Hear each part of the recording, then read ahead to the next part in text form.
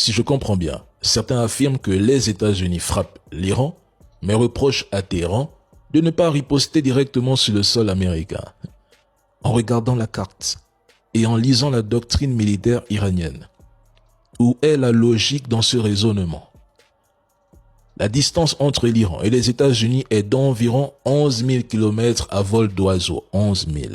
Ce que vous semblez oublier, c'est que même les États-Unis ont dû déployer une armada massive, la projeter dans la région, s'appuyer sur leur base, le radar et le CENTCOM, déjà positionnés là-bas pour mener leurs opérations contre l'Iran.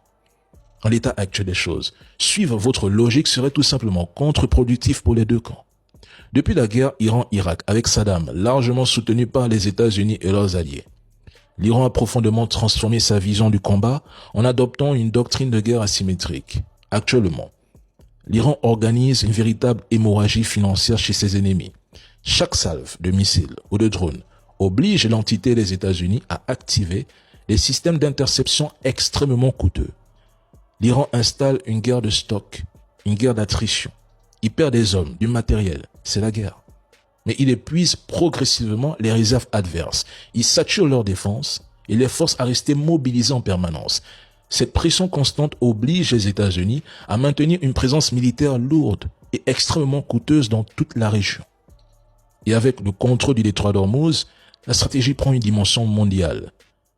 L'Iran perturbe l'ensemble du marché mondial. Autrement dit, l'Iran agit sur plusieurs fronts en même temps.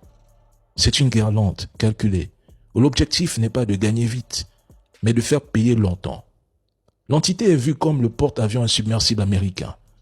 C'est la plus grande base militaire américaine au monde. Pourquoi aller frapper le territoire des États-Unis alors que tout est concentré au même endroit? Un seul point de pression peut suffire à faire vaciller tout l'Occident.